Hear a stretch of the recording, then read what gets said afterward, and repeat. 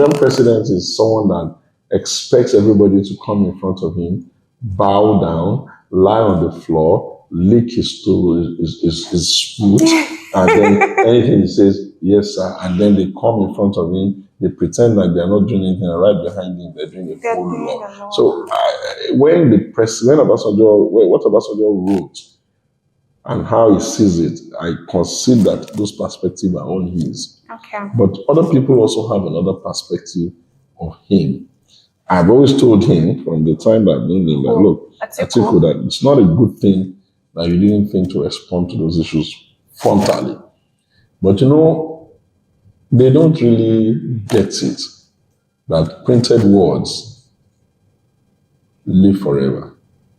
The words that are printed in the Bible, they are living forever because they are printed words. If they are just been spoken words, because he doesn't say anything to them. Yeah, but I understand why he's not doing that anyway, because he answered it to me. Though I don't want this to be about Atiku by any means. But what Atiku used to say is that he accepts the burden of the fact that this man chose him as vice president, and therefore, if he can get the applause of that responsibility and the benefit of that responsibility, then he must take the criticism of that same man. And that to now start not but he's making us think there are a lot of facts. I think that Atiku will have to learn over time that not responding point of law issue, not doing a rebuttal on that book may probably be the thing that it will never be forgotten. No. It may be the thing that long after he's gone, that will be the essence of who he is. And I think that nobody can tell you what to do. You are entitled to how you want to be captured in history. But I think that he should have really... I'm sure if it was you would have responded. No. It could not have been me. The reason why it could never have been me. Okay. I have looked at it. I have been studying them for such a long time. All right. If I become a leader, and when I do become a leader, I don't expect to have the issues around covetousness and money. You know why? Well, I've seen that King Solomon is right. Vanity upon vanity is damn vanity. If you've never lived in a big house that belongs to you, you won't understand the burden of maintaining a big house over time.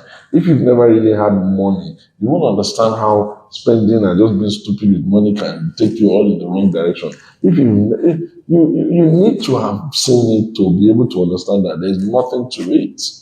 And when you have gotten to the point that there's really nothing to it, if you drive a Toyota and I drive a Toyota and my Toyota costs, like they want to buy in an irresponsible manner to the house of responsibility, 160 million, and yours is costing maybe 10 or 12 million. Yeah. As far as I'm concerned, if yours is functional and mine is functional, it takes us to where we're going.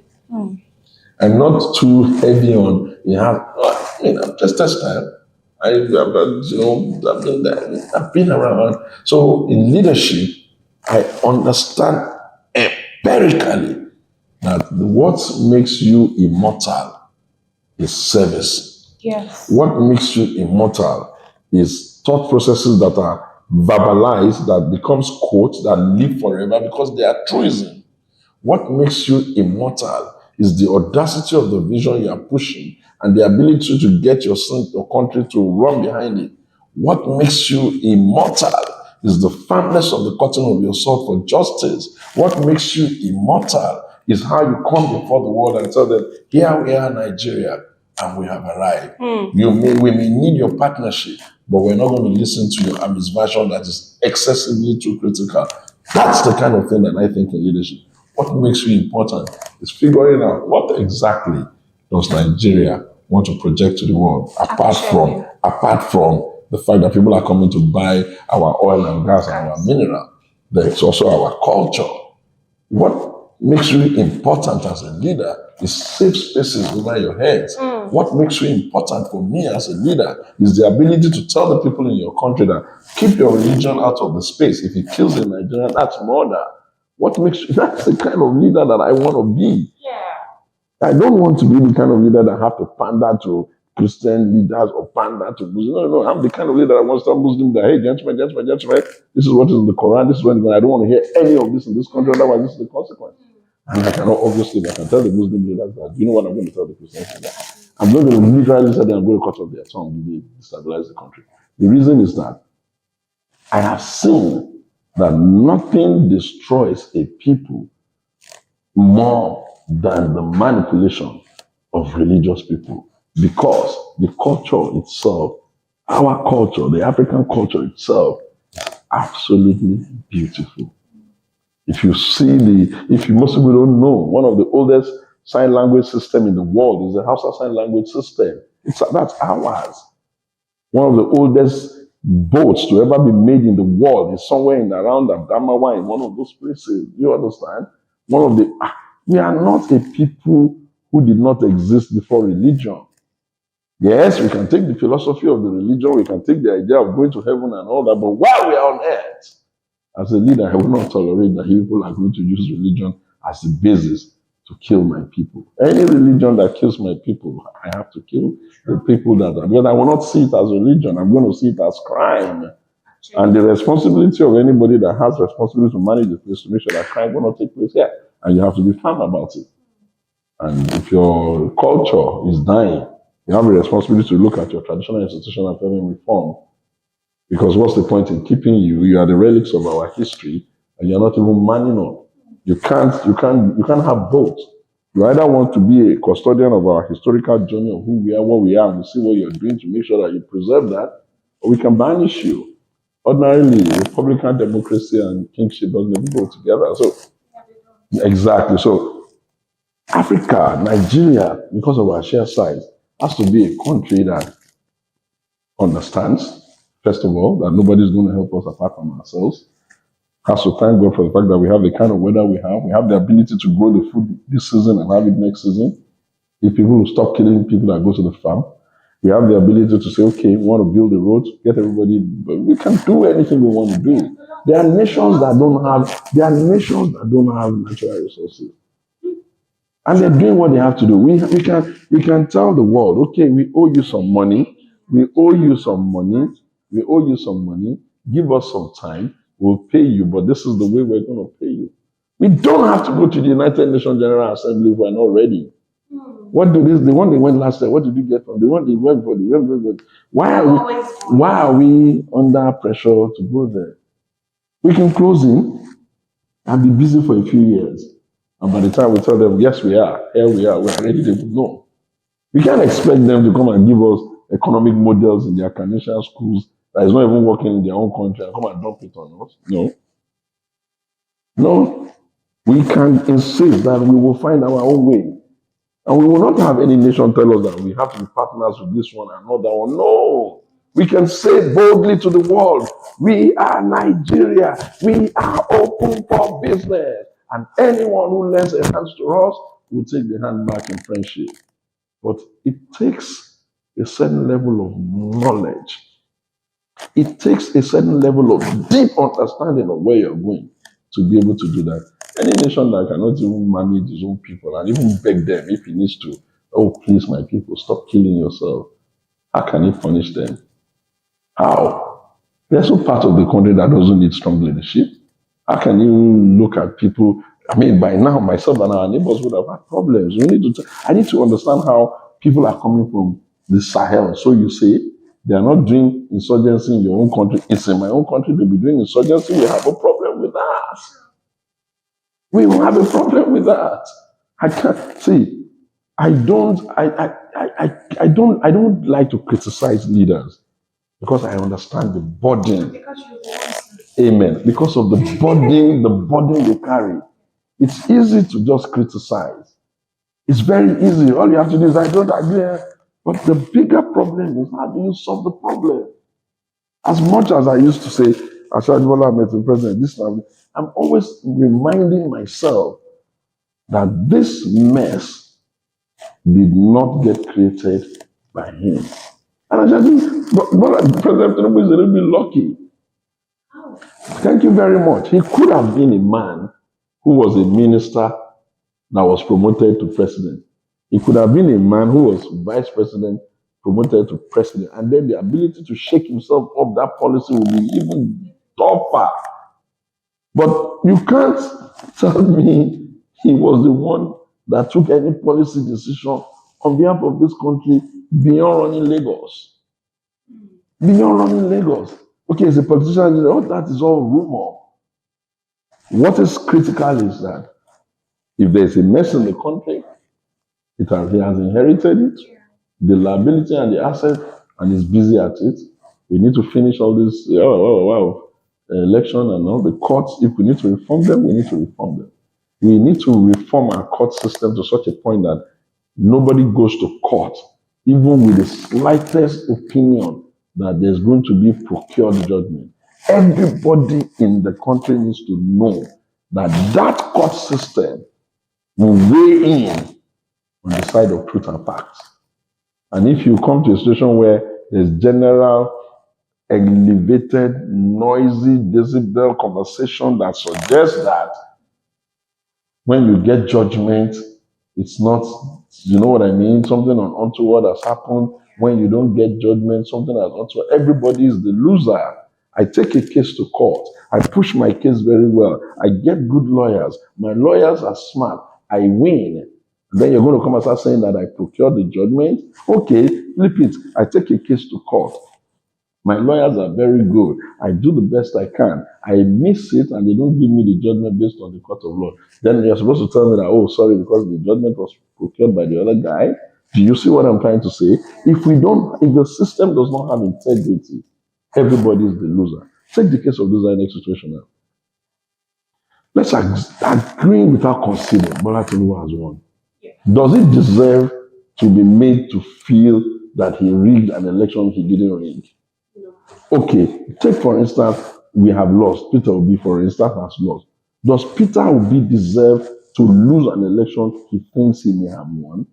Take the case of Atiku. Okay, they said he didn't win. He thinks he won. Does it deserve not to be absolutely sure? So the person they said won, that is the president, is the loser because everybody is looking at him as an election thief. The one that obviously lost is the loser because he's thinking somebody rigged him. The one that came third is the loser because he's also thinking, oh, they suppressed it. We can't continue like this. Everybody needs to go into an election, giving all of the energy to push for that election as much as they can, but they need to be absolutely sure that the integrity of the outcome does not leave any room for any doubt. And if for whatever reason they take it to court, they must be disciplined enough to understand that the fact that you took a case to court does not mean you're going to win the case in court. Sure. You have to be disciplined enough to know that we obey court judgment even when it doesn't favor us. Because in the long run, that is what is in the best interest of society. Every other thing is madness, and I think anybody that's in charge of the country must move very, very quickly to nip it in the bud and clip it. Because we are not going to destabilize Nigeria for nobody. Very good. So, as I was trying to say, I see you as a leader tomorrow. I don't know if you see yourself as that, but I do. I see you like somebody that should do a lot and add value to the lives of Nigerians. We'll keep pushing at it. Yeah. The journey started a long time ago. The journey started a very long time ago. When you see the way other countries like the Europeans, Americans, and all their bogus secret service and all of that, the way they try to, belittle our leaders and belittle their effort and always looking for what would be nasty to say about them. If you have access to see the way people like me see it, you will pity our leaders. It's always as if all our leaders are always under pressure. If they're not looking for something to say this one is corrupt and set him up onto an arrangement of corruption, and somebody has come and tried to bribe him with money, and then they will publish that. They're not now they're trying to tell us how he did this, he did that. Our leaders are always doing something. Don't we think that we too as a people can say, okay, gentlemen, we know your leaders are not saints. Yeah. We know your leaders are like this. Can you please let us respect us? But they have this restriction. You can't just publish anything against them. Okay, so they can then publish everything and against them. I don't know why that is. No. And I don't know why we accepted it. Well, the thing is that if I were leading now, it's one of the biggest things that I think needs attention now is the complete overhaul of our information architecture for the country. And I That know, is sealed. They'll be eager. I know what to do. I know how to do it. I have some ideas because I've spent a lot of years thinking about this. But you know the problem? And can a man give more than what he has? So I think that we need to accept that democracy is a process. People need to stop deceiving themselves. People need to, accept that the laws are the laws and that the rules of the engagement is rule of engagement and that the judge is the judge and that you can't put the judges under so much pressure that they're supposed to tell you no and you're trying to bully them to tell you yes or they're supposed to tell you yes. You can't do that. And you cannot impugn on the integrity of decent men who are trying to do decent job, which is very difficult. You know how many hours you have to even sit down to listen, to write and all that? You can't create a mob hysteria of saying everybody is one way. No. And I think all sides are guilty. All sides. Nobody is immune here. But I think we need to now pull ourselves back from the brinks. And I think we need to be sure that all our systems that make sure that we're a government are activated so that we will be a government. But it sounds amazing before being a leader. Like we say a lot of things, we say a lot of promising things, but at the end of the day, once we get there, it becomes a different matter. Oh well, I think that I'm not exactly sure that that's the thing that I accept. I think that the thing for me is that the leadership quotient in the country has created an environment for us here where do we even know what to look out for in a leader? Do we even ask the question we should ask? Are we engaging before the D-Day? What are the journalists doing? Some of the things that are just coming out now after the die is cast, where these are the kinds of things that usually should come out even before primaries. And I've been screaming my lungs to say political party must be reformed to such a level that they are the first safeguards for a society. Why?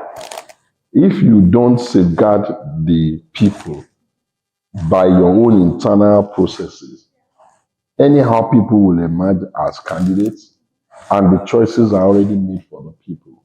But if you use your own internal mechanism to filter, then we'll have less people who are anyhow, and the people can then choose from good people.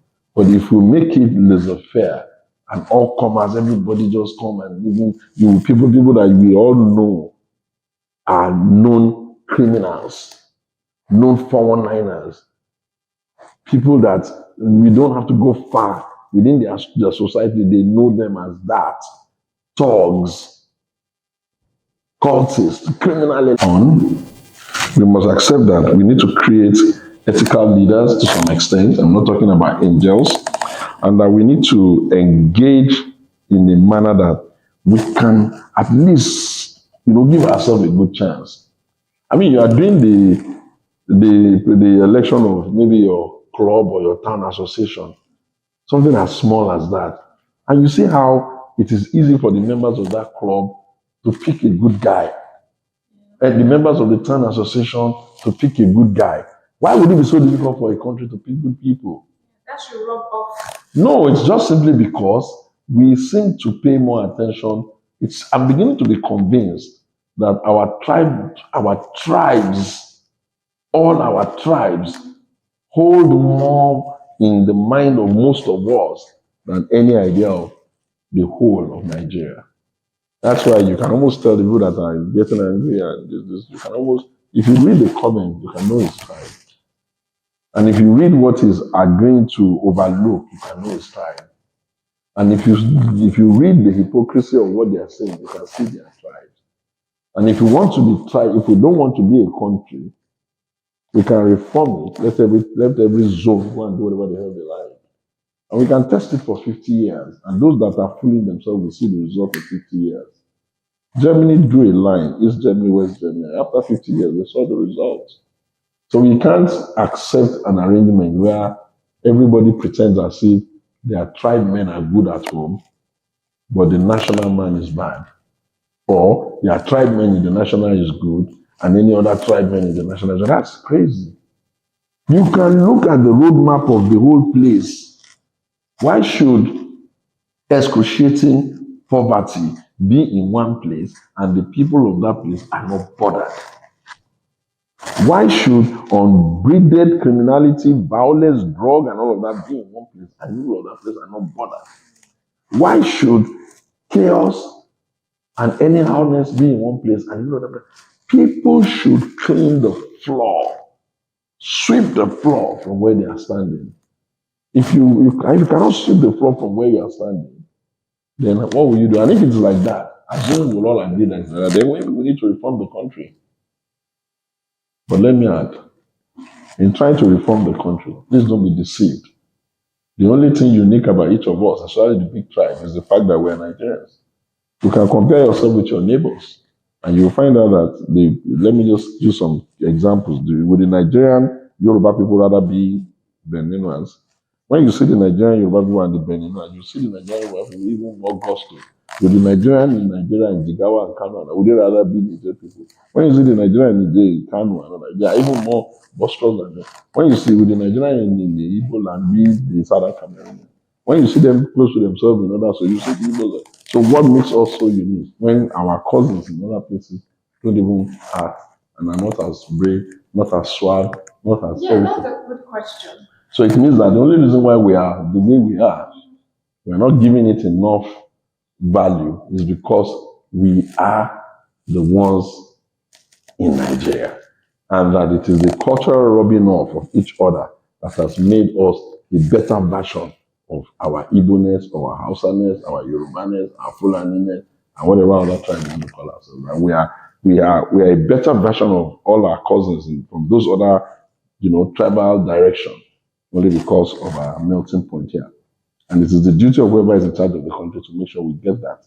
And I think that no leader in the country should tolerate an overheating of the politics to such a point that the country is going to now be perpetually under pressure. Not in Nigeria, not abroad. Nations don't allow such nonsense. No, they don't. Nobody will allow you in America to constitute yourself into the enemy of state by constantly trying to be the enemy of state. No. Neither will they allow you in Israel. Neither will they allow you in Russia. Neither will they allow you in China. Neither will they allow you in Japan. So why will I allow you in Nigeria? There's freedom of speech. There's freedom of association. But destabilizing the country and including the country, that is treason. And treason should be punished. No two ways about it. You said a lot, and I'm glad this conversation came up, and I'm glad we're having this. So, is there any other encouragement you could give to Nigerians going forward? Just possibly. Now to the Tinubu's regime. Whereas we notice how the dollar is going high, the naira is depreciating, and what do you see about what is going on in the country currently? First of all, what determines the exchange rate of currencies? Apart from all the balance of trade, Okay. The first and most important thing is that what currency would you rather have? If you would rather have a foreign currency, then it means that your own currency will be chasing the one you would rather have.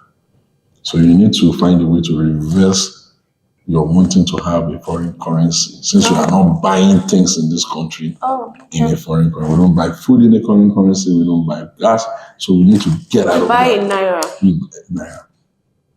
The second thing you need to ask is that what are those things that take away all our foreign currencies? Are the things that they say they import, do they dash us for free? No. So it means that we're buying it. Whether they are buying it $1,000 or they are buying it $300, they are still passing the price to us. So we now need to make sure that we are checking those things that is bleeding foreign currency that we're not buying. Okay. You guys are spending a lot of money on school fees of children abroad.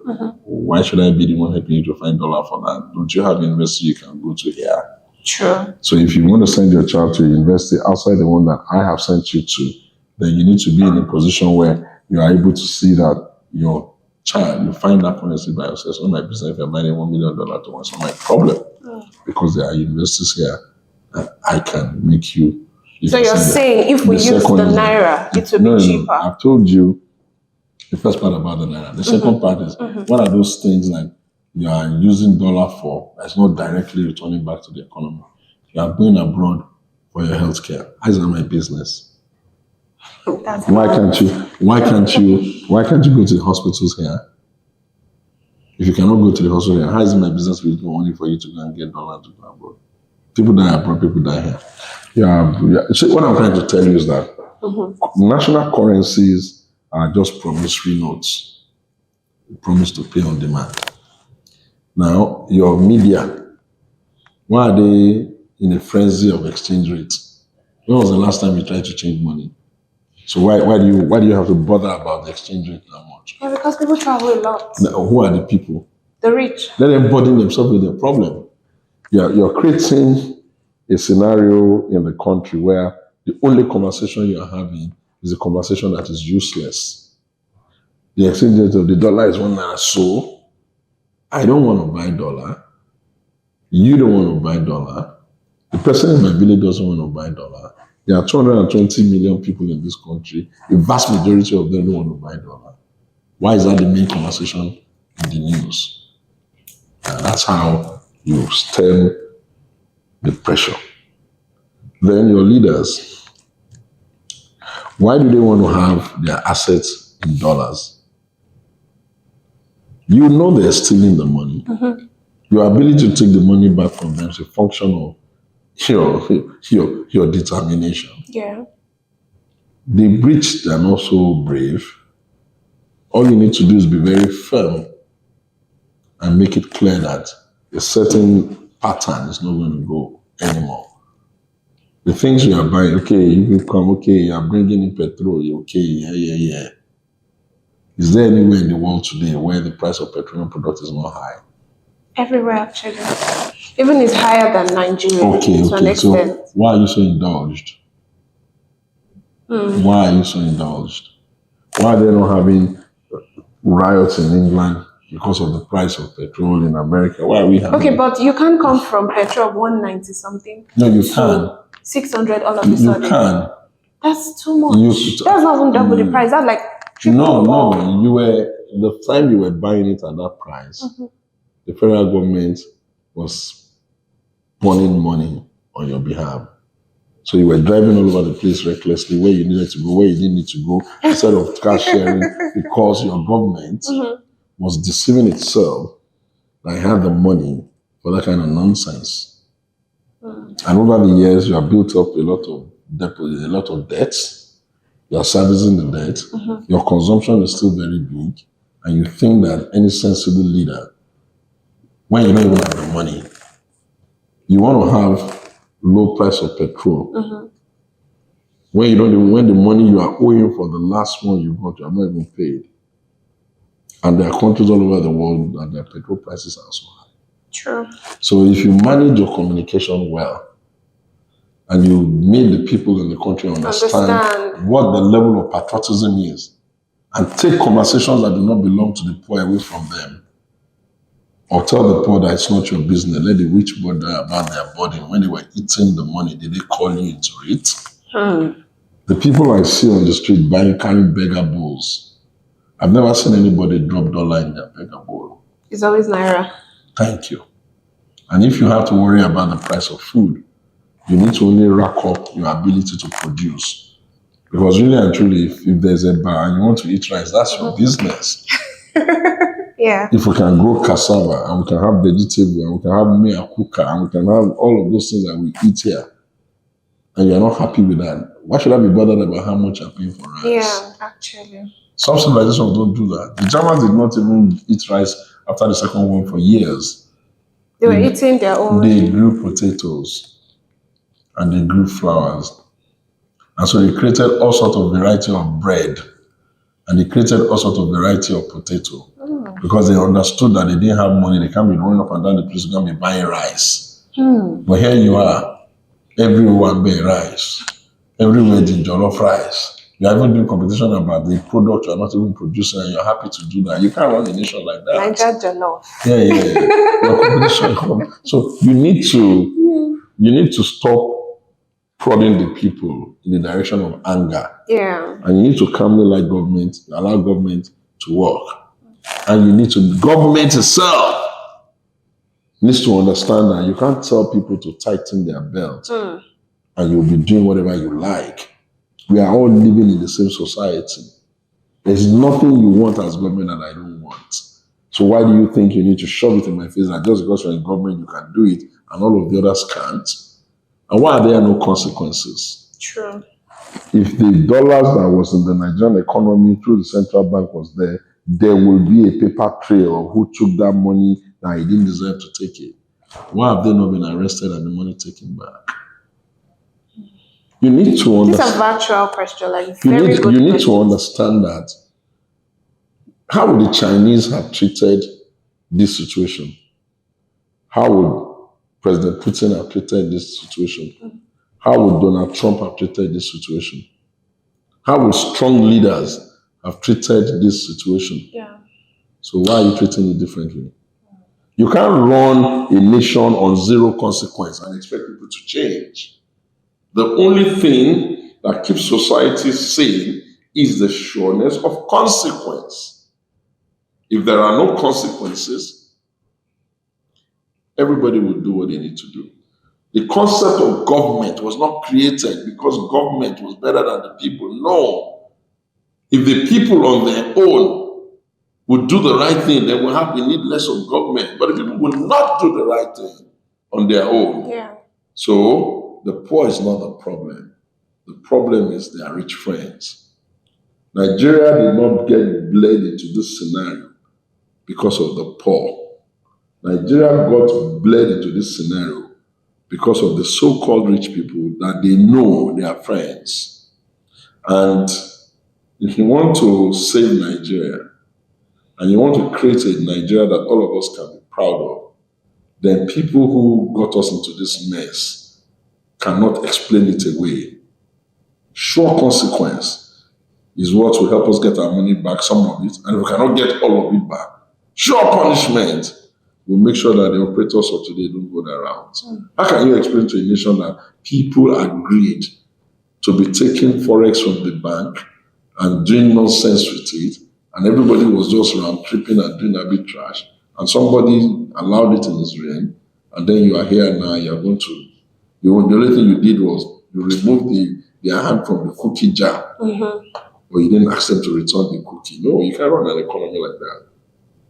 Whatever makes you tell them, take your hands off the cookie jar, that means you remove the jar from them, they can't take it.